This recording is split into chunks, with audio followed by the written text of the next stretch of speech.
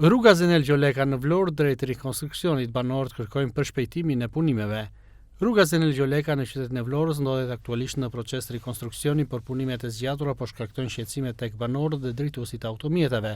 Shpesh rruga bllokohet për qarkullimin, duke krijuar vështirësi në lëvizje, ndërsa barierët e vendosura prej kohësh dhe që ende nuk janë larguar e bëjnë situatën edhe më shqetësuese.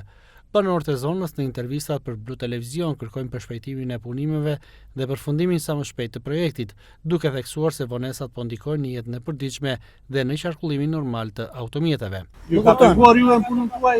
Po dhe ka penguar në që po. Detyrimisht do pengon. Të mbarojnë sa më shpejt.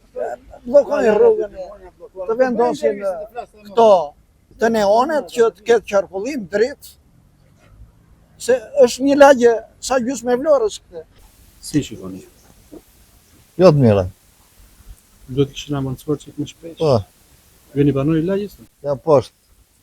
Ju pengon në qarkullim në lëvizje? Po, pengon se s'pengon. Sa kohë kanë qenë nisur? Po që s'ka asë një muaj. As një muaj s'ka.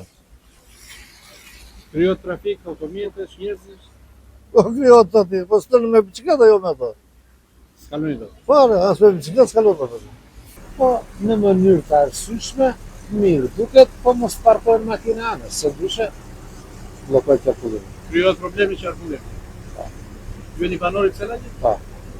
Ka vështirësi për të kaluar, problem? Ai është problemi. Nëse këtu parkojnë prap makina, 2 makina nuk shkëmbejnë. Është problem. Si shikon në ritmin e punimeve? Ritmi e punimeve kanë ecur, sipas mendimit, domethënë sipas aq kanë një muaj që kanë filluar, okej. Po gjë. Ishte mirë të përfundoni sa më shpejt për të evituar në këtë problematikë. Po.